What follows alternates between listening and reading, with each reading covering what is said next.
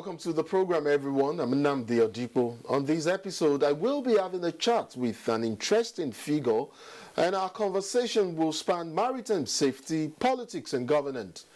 Of course, there will be other conversations along the way, and my colleague Elizabeth Omori will be leading one of them. Well, on today's edition, we will also be gender sensitive as we will be taking a look at menstrual hygiene management, factors and myths surrounding the subjects. Very well then, let's get started.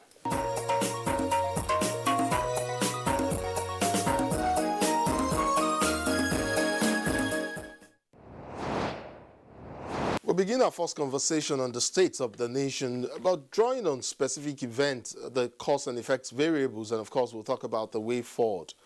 My guest is Dr. George Mohalu. He has won many caps over the decades, but currently he is the Managing Director, National Inland Waterways Authority, NIWA. Welcome to Insight. Thank you very much, Nnamdi. I reckon we could begin with the latest from the Kebbi boat mishap. What do you know for a fact about the search and recovery operation for the remaining missing passengers? Let me begin by extending my condolences to the people, the government and the people of Kebbi State and Niger State also, because I understand some passengers are from Niger.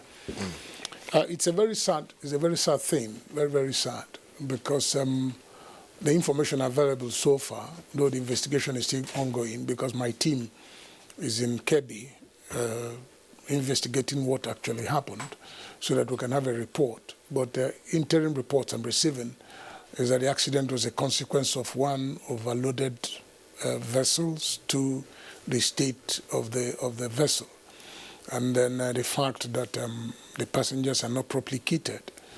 So these are the basic information I've received so far, but they are still working to get a comprehensive detail which we can share with the public. But it's very sad because every effort is being made to ensure that these protocols are fully observed. But sad enough, you find out that the people try, in an attempt to avoid what the protocols we have put in place. They either go to take off from points that are not recognized. They probably take off from points that have no jetties and what have you, and then go to risk people's life. Because if they go board these vessels at any of designated jetties, even NIWA jetties or even the jetties that, although we don't own them, but are designated, there's no way you can be allowed to board your vessels if the protocols are not fully observed. I do know that we've had 2 major incidents this year alone. And in spite of the danger posed by overloading, like you've mentioned, of boats and vessels, the practice has continued to rear its head. How exactly has NIWA been tackling that issue alongside other subsisting challenges such as poor water craft? And of course, there's also the issue of leakages above and below the surface. Of course, these are only some of the contributory factors for accidents on the waterways. You're quite correct when you say that. As an organization, we have done quite a lot in this regard. The issue of sensitization, we don't joke with it. We lay emphasis on it. And we've been doing that regularly to sensitize our people, to bring them to the knowledge of the challenges, to bring them to understand that doing things outside the laid-down protocols exposes them to danger. We've been sensitizing them. We've continued to do that, and we will continue to do that. We also have intensified our enforcement. Our NIWA police are busy, very busy now, trying to force vessels that are not seaworthy or river-worthy to be on water. We get them impounded. In some cases, we impound them permanently and get them discarded, and then ask the owners to scrap them. We are doing that, but I think we will continue. We'll continue to enforce these protocols because we can't afford to sit and watch our people die. Okay, it's quite a very painful experience when you are told or you hear about incidences like this and people die. it hurts you, it hurts one personally, and at the same time, it kind of creates an image problem for the organization. Right. So we have that as a challenge, and we're addressing it. You will not believe it. I went to Yauri myself. I went to Kebbi.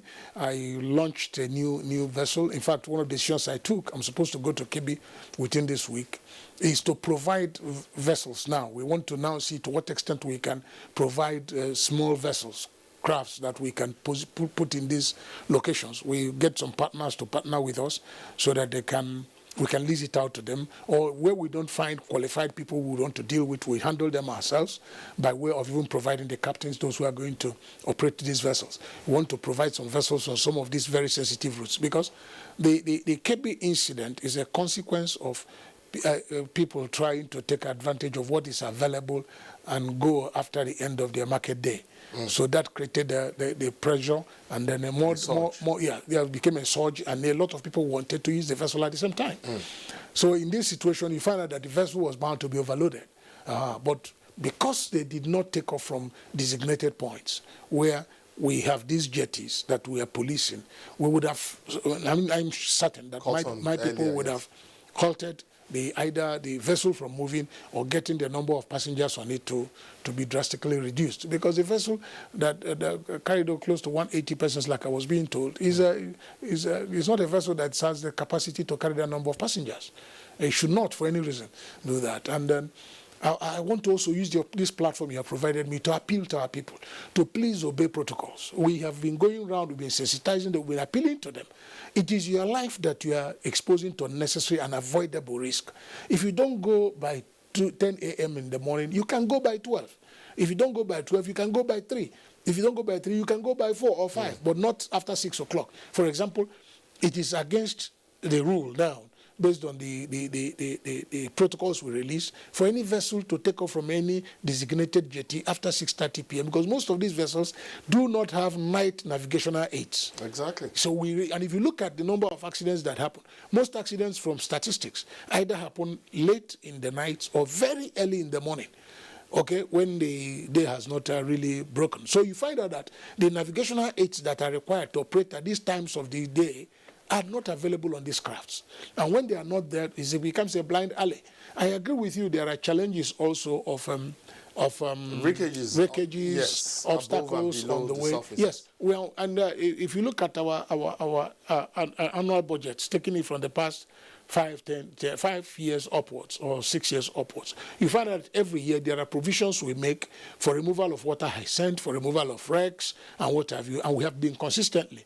We have consistently done this. But don't lose sight of the fact that these are not one-off things. It's not something that you remove once and then it's over. These things are things that keep occurring. Water hyacinth keeps growing. You remove them this season, by next season they have come back again. You keep cutting them.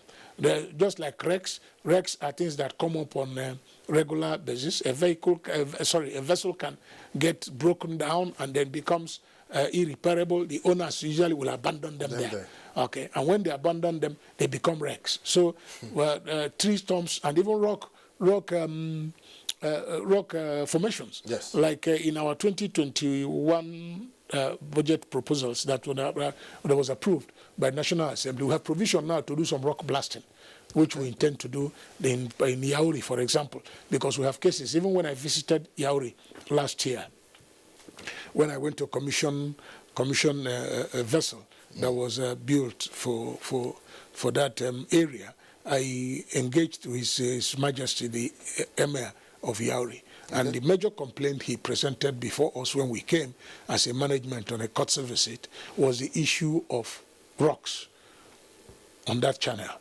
And there was the need for us to now see what we can do to remove them. So that informed our putting it in the budget, and by the grace of the National Assembly and Mr. President, we're able to have some provision for us to be able to deal with these rock formations. So we do some rock blasting this time. It's not something that we don't have the resources to complete all once, but we keep doing them as resources.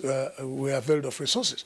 We keep doing them, but we are really, really, really concerned about these mishaps. Yes. And I will use the opportunity to plead with our people to please obey protocols. We have said vessels should not be overloaded. Yes. We have said vessels should not operate outside the approved hours. We've said for any passenger to enter any of our vessels, you must be properly kitted.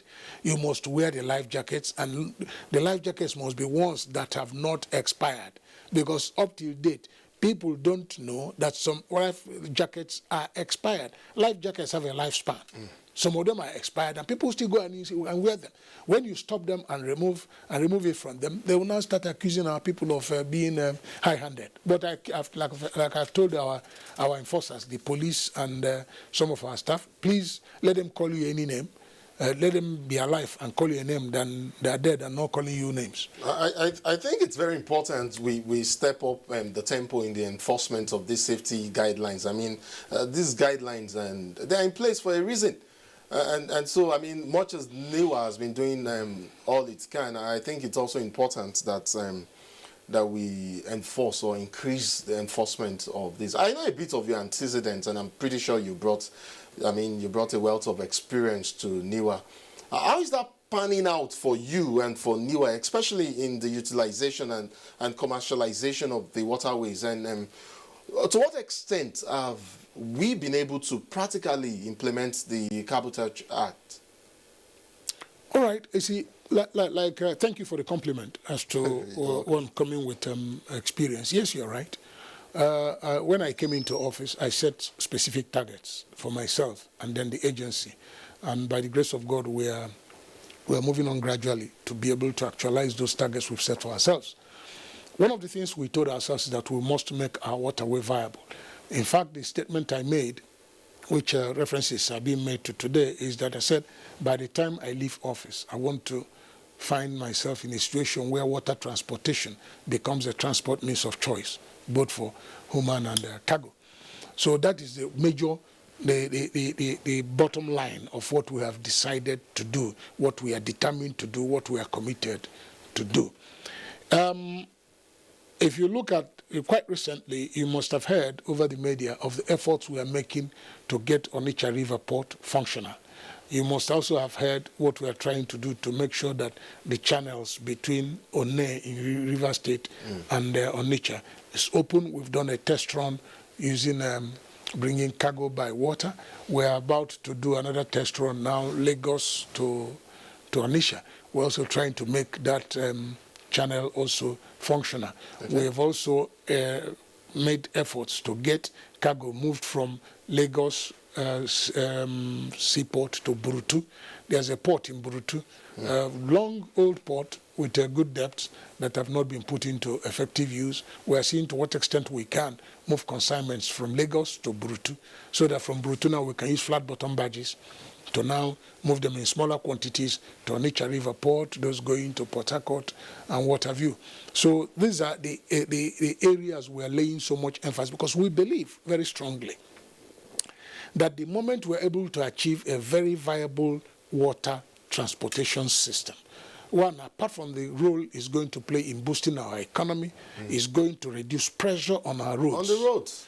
Pressure on our roads, because our roads are not designed to carry the pressure that is carrying today. Correct. And that is the truth. Because if you look at the capital outlay, if you look at the investment we are making on a regular basis in road maintenance, it should not be so.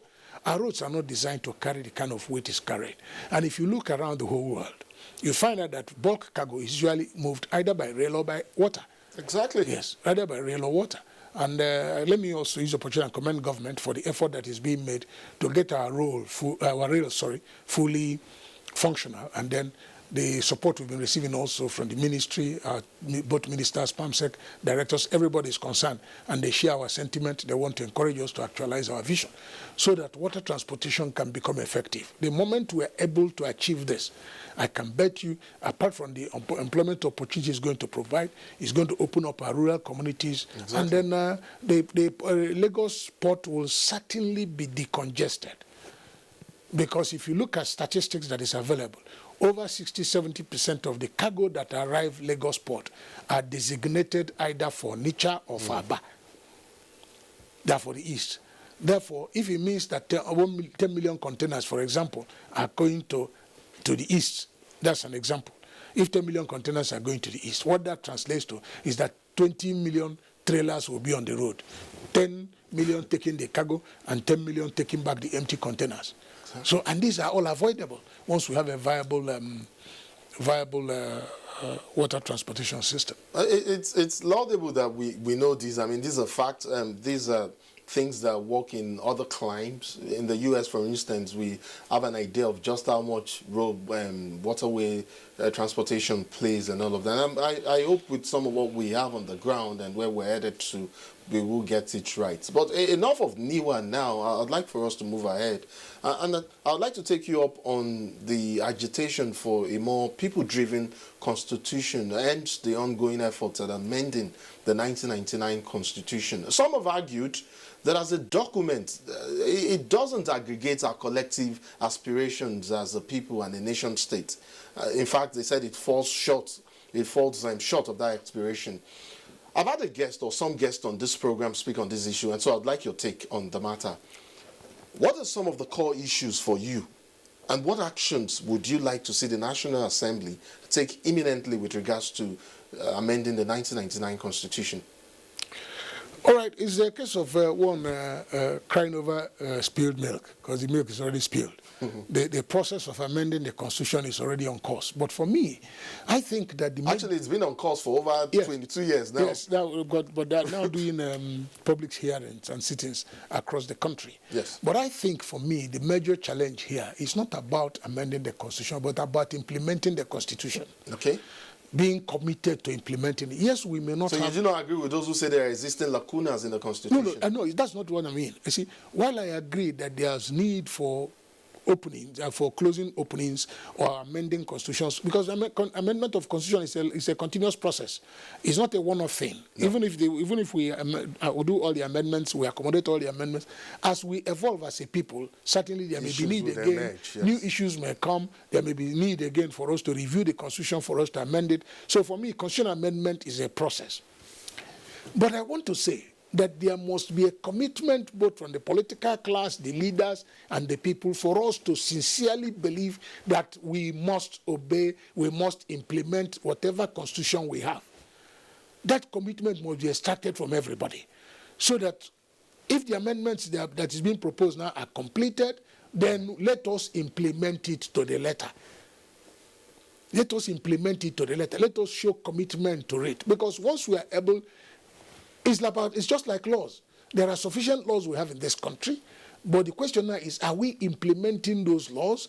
Are we obeying those statutes that we have put in place? The answer, you agree with me, is no. So what we need, more emphasis now should be a natural reorientation. Let us change our orientation. Let us become refocused. Let us understand the dynamics. Let us make up our minds that whatever constitution that we eventually will adopt, that we will obey it. We will implement it to the letter. The moment we extract this commitment from every one of us, me inclusive, the moment we extract this commitment, I'm sure we are good to go. So you throw up the issue of national orientation, and I'm particularly keen to hear your opinion on how best to inspire patriotic citizenship, the one that could evolve a unique leadership style that aligns with our peculiarities to address our development needs, and of course vice versa, knowing that in most cases patriotism is hinged or could be hinged on quality leadership. You see, the truth about it is that we who are in responsible positions of leadership today, because when I have found the opportunity to discuss the issue of leadership, I keep telling people it is not only political leadership that is important. We have leadership in our homes. We have leadership in our churches. We have leadership in various organizations. You mustn't be president to be a leader. You mustn't be governor to be a leader. You must be local government chairman to be, because we are looking at it strictly from the political perspective.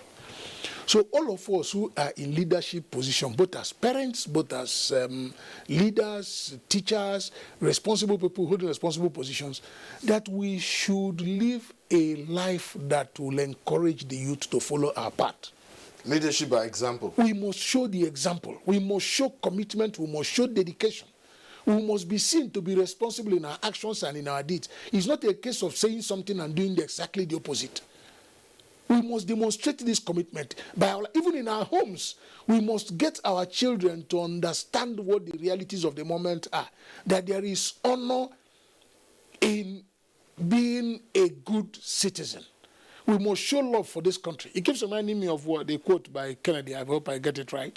That is not about asking for what the nation will do for you, but what do you do for the nation? Okay, we must have this imbibed in our minds. We must get it in our schools, even our very young children. We must educate them, bring them to love this country, because we must change our orientation. We must make people understand they're about honor.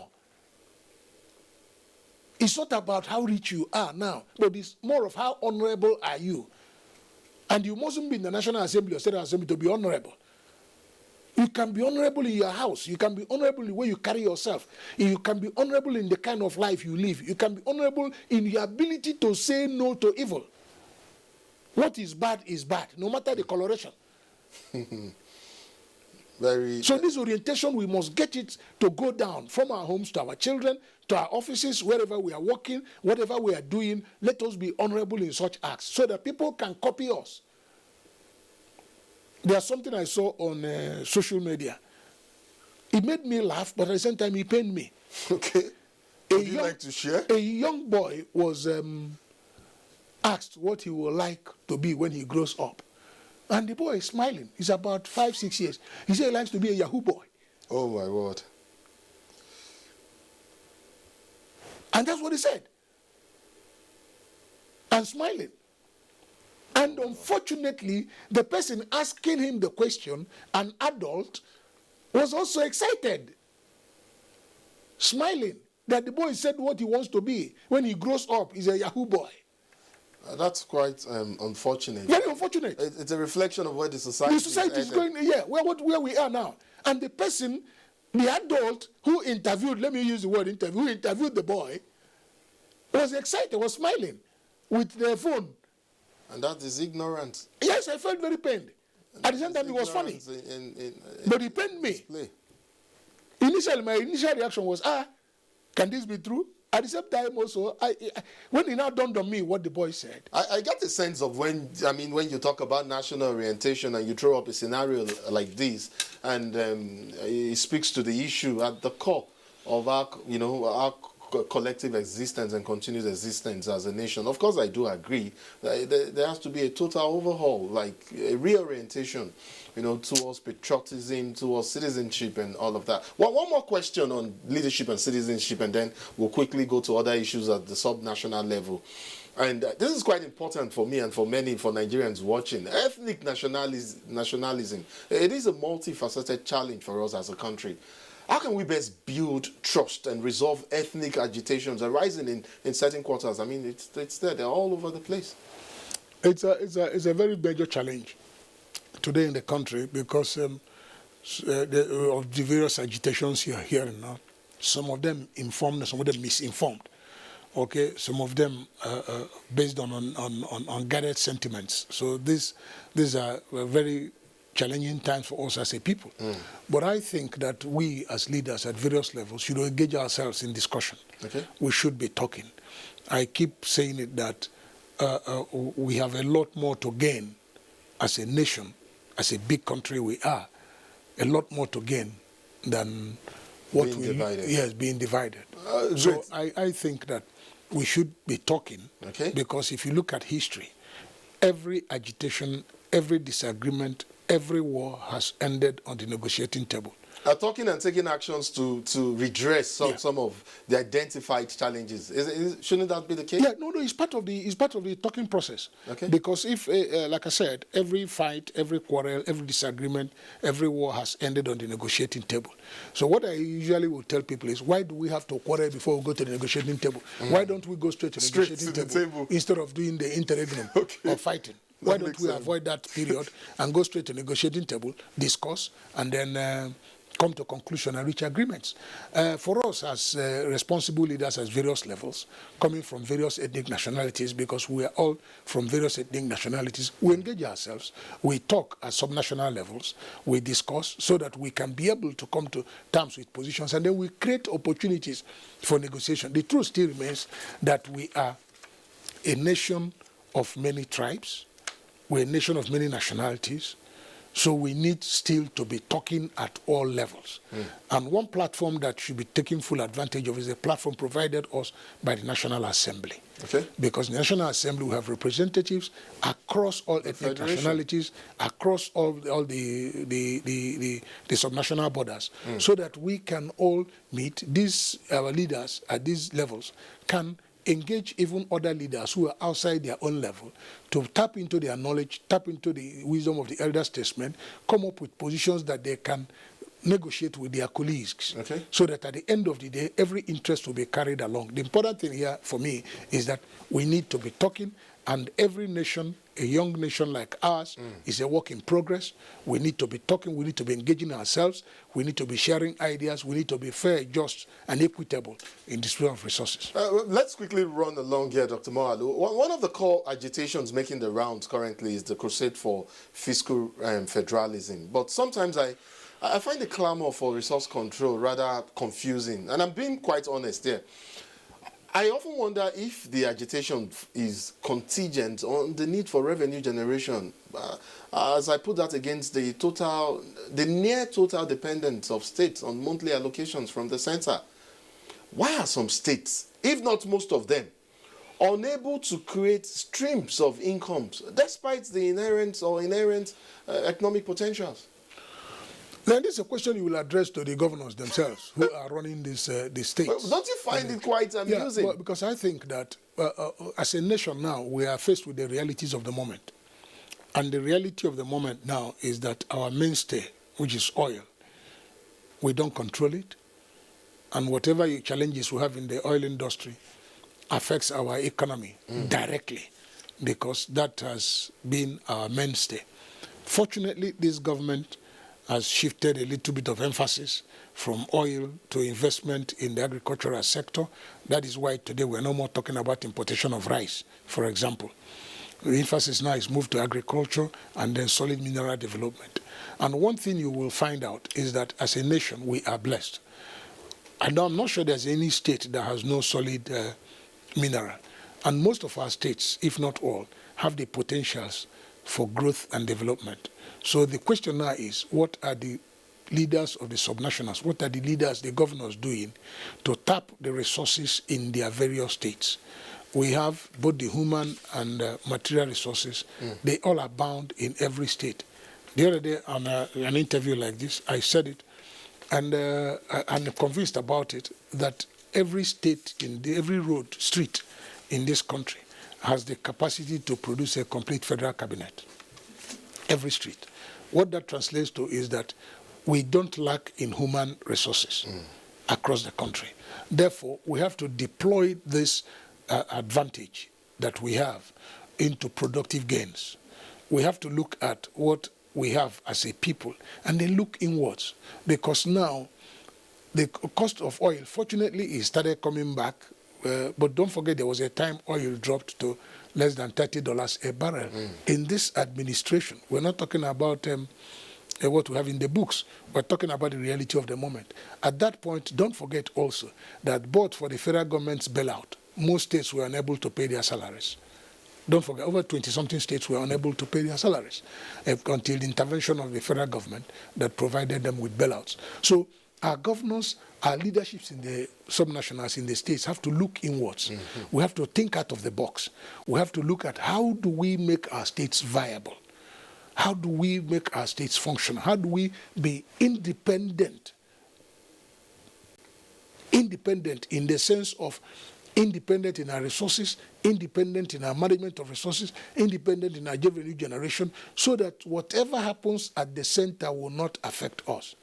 So that at the end of the day, whatever we get at the center, we can decide to be saving it for the rainy day. We can decide to invest it, so that we can also see that as a source of additional revenue for the states. But we really need to think inwards. We need to look at our resources. We need to look backwards and see what we can do as a people in our various states, so that we can even be independent of the center, should there be any reason why we have to rely entirely on what we generate. We're just about, overused our time, but I cannot let you go if without talking about elections generally in Nigeria. But quickly, before we go into that in depth, What are your thoughts on the attacks on critical national assets in some parts of the country? The Southeast, I know, has been mostly affected, I think. But the president has promised to shock, like he said, the arsonist. Do you think that will turn the tide? It's most unfortunate. It's very painful that we are destroying our own resources. We are destroying our investments. Because the truth is that it is also the taxpayers' money that will be used again to rebuild this. These are the reality. Except in some areas where some of these police stations, for example, that are being destroyed are community built. Some of them were funded by the communities to develop their areas. Now we have burnt them. So what that means again is either the community will have to contribute money again, tax themselves to rebuild it, or that the federal government or state government will take money from the taxpayers' money to rebuild these buildings or institutions that were destroyed. So it's a case of cutting our nose to spite our face. Because we are now using our money that would have used for something else to now rebuild this infrastructure. So it's very, very unfortunate and painful. So my appeal here is that let us talk. Like you said. Let us talk. Let us create platforms to talk. If there are disagreements, put them on the table. If there are issues that need to be resolved, put them on the table. We discuss it. We must come to an agreement point where we have peace. Because we make our states ungovernable, our communities ungovernable. It is ourselves. And don't forget that these security agents we are killing today are people's brothers, people's parents, people's relations, people's husbands. And that's not fair. And my Bible tells me that anybody who sheds blood will pay. No matter, it may take time. He may try to pretend about it, but the reality of it is that we have no reason, we have no justification to shed any blood. We're still talking elections now, and very quickly as well. I know the Anambra governorship polls is the next major elections for INEC. Just the other day, I was speaking with a public affairs analyst, Nasra Umar Kogo, on the existence of political rights against actual exercise of these rights and the impact on elections. It is somewhat implied that the political class is responsible for what we see playing out in elections in Nigeria in terms of turnout and exercise of political rights. Do you agree or disagree with that position? And two, what actions can we take as a country to improve public participation in elections while we still contend, of course, with the issues of money politics and electoral violence? Yes, some aspects of his posturing, I agree with him. The political class has a responsibility. One, in terms of mobilizing the people to come out to vote, encouraging them to vote, is more or less, apart from the fact that the election authority, which is INEC, has a role to play in terms of sensitization, in terms of reassurances. Because time was when it became a case of confidence. People believed that INEC was not doing what it was supposed to do, therefore I'm not bothered, whatever it throws out is acceptable. But now I think that perspective is changing. That perception, is changing very drastically. People are beginning to see that their votes count. So we need to emphasize that those of us in the political class should also be able to get our people to be conscious of this and then get involved, because it is about the people. And like I keep telling people, you can't keep complaining from the sideline. You can use your vote to determine the caliber or the quality of the person you want to lead over you, the person or caliber of person you want to run the affairs of your state or your immediate environment. So you have a vicarious responsibility. If you don't get involved, if you don't vote, if you don't participate, you should also be willing to take the blame of whatever comes out of it. So INEC themselves have a role to play. We, the politicians, have a role to play. We need to do what is right. Again, I'm very critical, is that the political parties must also evolve. They must also grow out of the process of manipulating the internal dynamics. The internal politics of every political party must be made to be seen to be free, fair, and credible, because it is where it begins. If the people don't have confidence in the process that threw up a candidate, certainly the interest will wane. We've seen gerrymandering play out in the past. Correct. I mean, interest will wane, and once that happens, they allow you to go and stew in your own juice. Finally, Dr. Moalu, at this point, of course, we cannot talk about elections in broad. We can only talk about elections in broad and generic terms as it affects the upcoming Anambra election. So I would ask you a question, and I hope you can answer without prejudice. And, what do you think is next for a state like Anambra in terms of leadership and development? It's very clear. It's very clear. We need to refocus ourselves. We need to elect a credible leader who has the interest of the people at heart, who has a vision, who has a plan, who is experienced, who has the capacity to deliver on the mandate. We must make our time to seek for the right person and give him opportunity for him to now move our state to where it's supposed to be.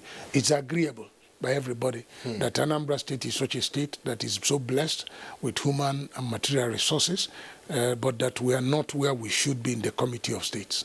So we need a driver who is going, a servant leader, who is going to now be able to drive the process so that we can get to our desired destination. Thank you so much. This is where we'll draw the curtain on this conversation, and I want to thank you so much for all of your insights on the issues that we've raised. Dr. George Moalu, Managing Director, National Inland Waterways Authority, NIWA.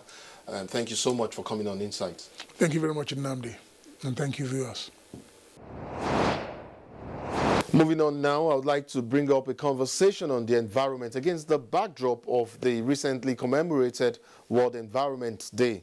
It is globally celebrated on June 5 annually by about 143 countries. The theme for this year's celebration is ecosystem restoration.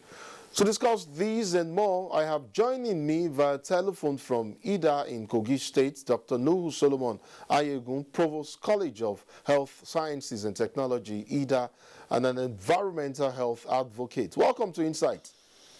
Yeah, welcome, sir. Thank you very much for having me. I'm sure you have a clear picture of where we stand in terms of public awareness and consciousness on environmental issues by virtue of your position. I mean, you just left the position as Deputy National President, Environmental Health Officers Association of Nigeria. And so tell us, what is the level of public awareness on the imperatives for protecting the environment, considering that the quality of the environment to a large extent determines the quality of our health? Yeah, as at today, if we want to be particular about this country, Nigeria, the level of awareness concerning environmental protection is very low. But for other countries of the world, we are seeing it on the social media. They are carrying out the awareness. But again, on our own side as professionals, we are trying our best through a diverse type of public enlightenment concerning environmental protection. You will agree with me that when you talk about environment, it has different components. We have the physical component of the environment. We have the biosphere. We have the lithosphere. We have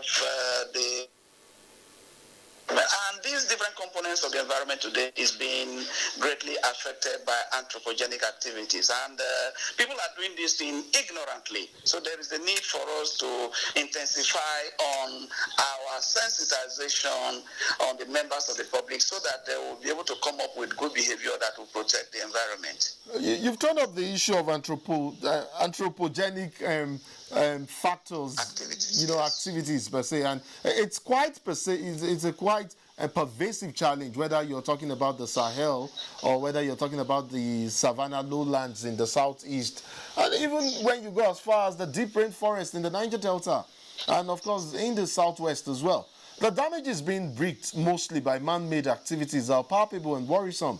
The environment disasters that pervades the Nigerian space is quite massive and huge. Paint a vivid picture for me and for the viewer of how dire the situation is and the outlook if we continue down the path of destruction.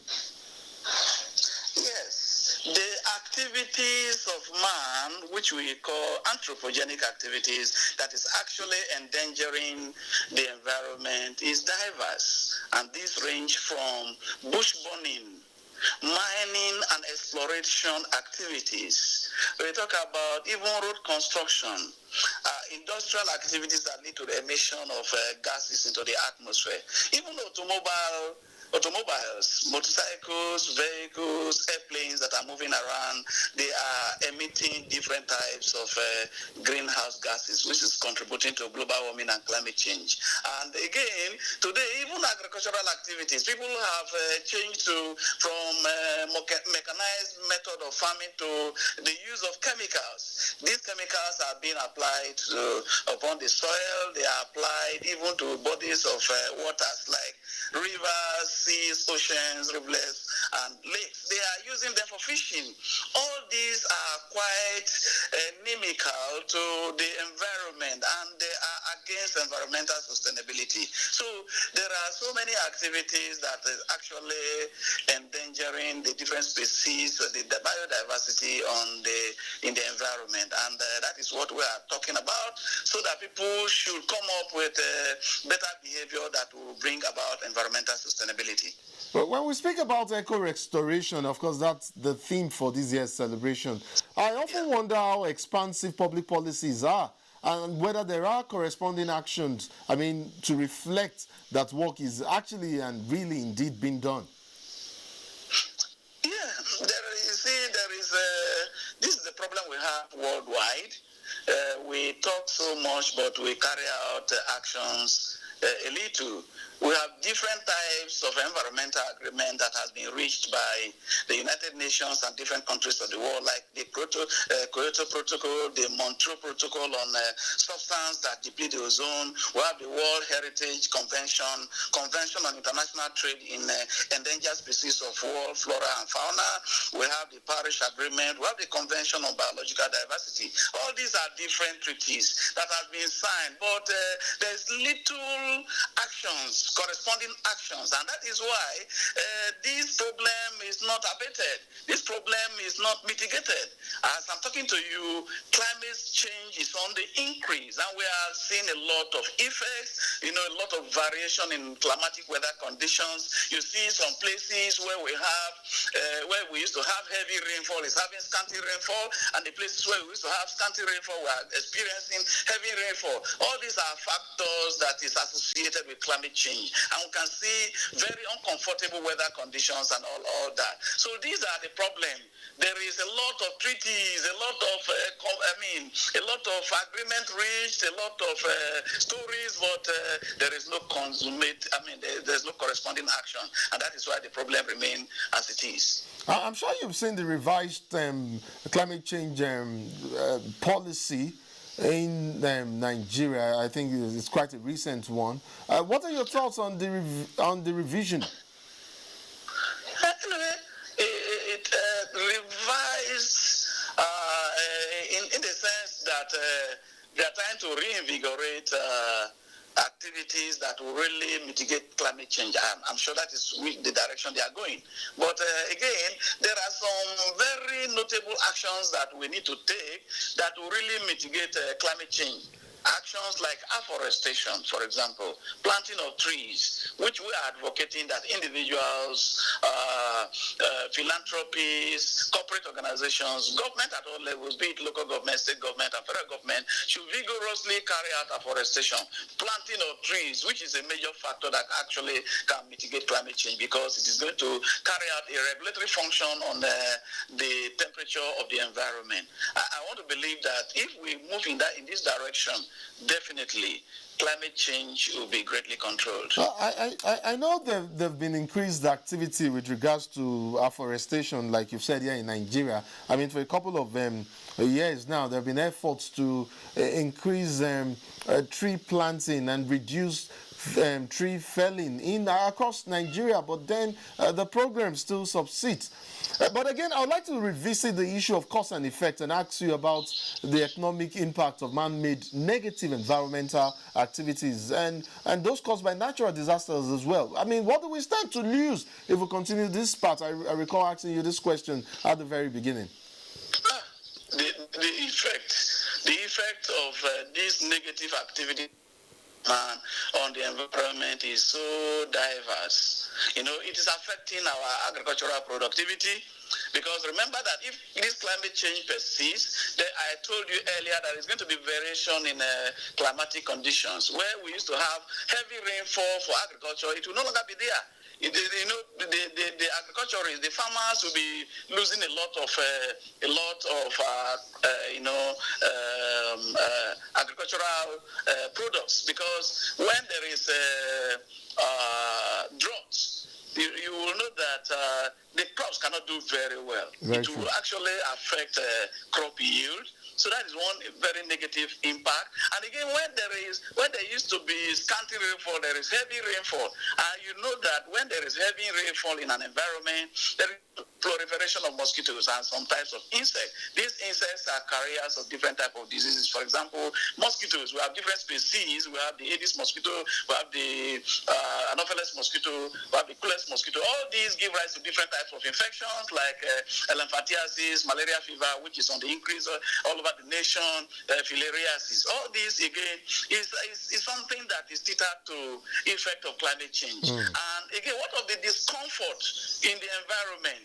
When the environment is supposed to be conducive for living, if the environment is tense, the temperature is very, very hot, people don't find it comfortable to live, and it is affecting human beings. Of course, there are some other health challenges like,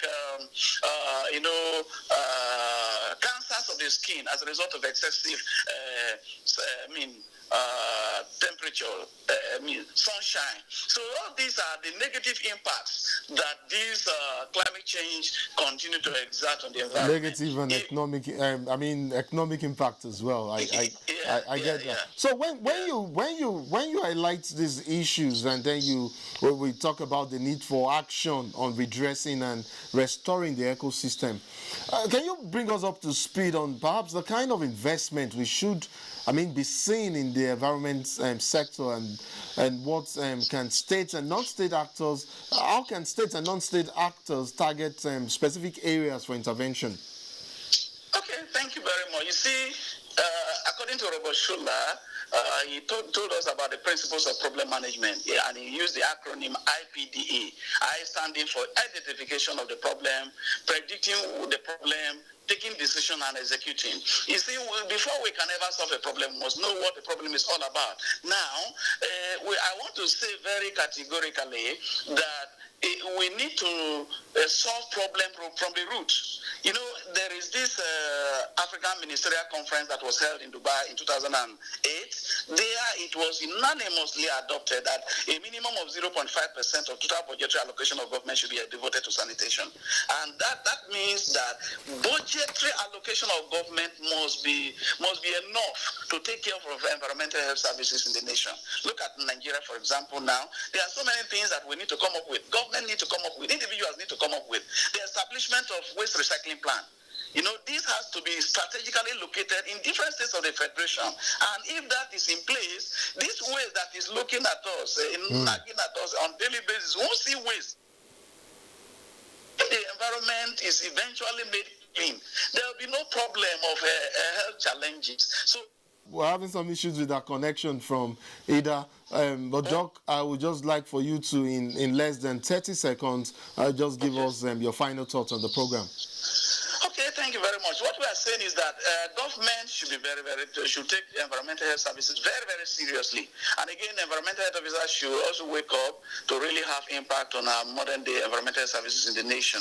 I want to say very categorically that government should ensure that adequate number of environmental health officers are employed to be in commensurate agreement with what World Health Organization specified. One environmental health officer to 8,000 population, so that we should have them in good number that will be able to sensitize the members of the public, because ignorance is a major factor. Once people are properly sensitized, they will come up with a definite behavioral change that will really help the state of environment. Very true. Very true. Environment advocates and Provost College of Health Sciences and Technology, Ida, Kogi State, Dr. Nuhu Solomon Ayegun. I want to thank you so much for coming on Insights. It's been a pleasure and a delight speaking with you on the 2021 World Environment Day. Up next is Elizabeth Omorui with the Media Review segment.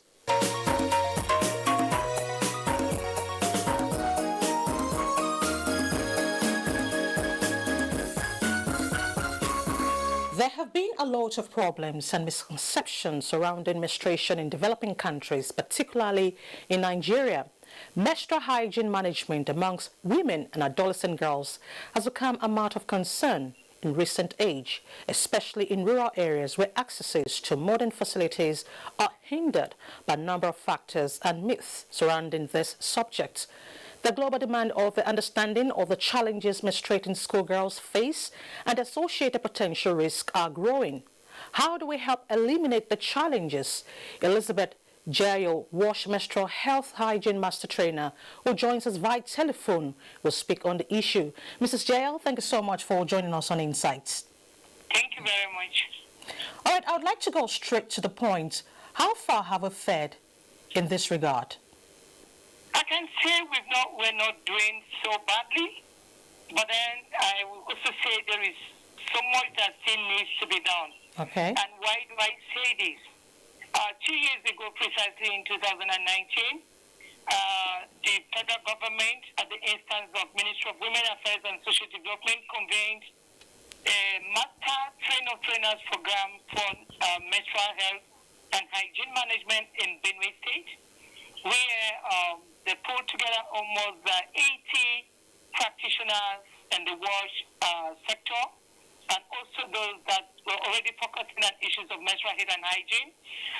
And we trained on how to retrain on issues surrounding MHHM. And so on that note, several TOC trainers were trained. They've been escalating implementation of good hygiene management practices regarding MHM. And also there are several development partners that are supporting the process.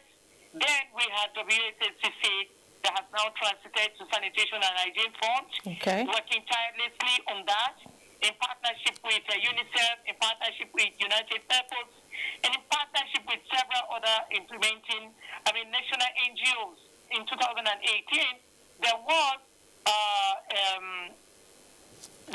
a resolution that was taken at the National Women's Council meeting that happens every year, and they agreed to institutionalize MHM, meaning that government, the respective ministries and departments will take up the issue and ensure that the issue is given attention in all, in programming, in budgeting, and also in ensuring that sectors are brought together to sustain addressing issues around MHHM. Okay, I would like to quote you there. Mrs. Joy, I'd like to quote you there. I need us to bring this conversation closer to the women and the girls. Now, tell us, what are the hygiene practices? How can we educate them on this issue? A lot of women, a lot of girls, due to poverty and especially with the issues of COVID-19, that has exacerbated poverty, especially along gender lines. They are unable to afford a sanitary pass. And so what is currently happening is that all of the stakeholders that are working in the sector and ensuring, teaching women, one of the activities we are doing is to teach women to be able to make sanitary pads that are considered hygienic. They train them on how to make, they train them on how to maintain them, and so the materials are easily affordable, and then, it's helping to provide, to address the issue of lack of pads, especially during menstruation. CSOs, what are CSOs doing to prime this management? Currently, the CSOs are working with the state government, the state actors to ensure, and also at the federal to ensure that issues around knowledge level, awareness and sensitization of the need to ensure access to, menstrual health and hygiene materials for women and for girls, is in place. The Ministry of Women Affairs, Federal Ministry of Women Affairs, has done its best institutionalizing. The roadmap is on. They've done mapping, and survey, have identified partners, have analyzed what exact the issues are. They are moving to the next level of drawing a roadmap for the country to ensure that these issues, the issue of MHHM is given the adequate attention it deserves. But as we know, funding and also technical knowledge is of essence. Elizabeth Joel, WASH Menstruation Hygiene Health Master Trainer, thank you so much for your contribution on Insight. Thank you. Thank you so much. Thank you. Bye. Thank you. And that's it on this episode of the program. Do join us same time next week for more on Insight. My name is Nnamdi Odipo. And I'm Elizabeth Omori. Keep watching Insight. We'll see you next week.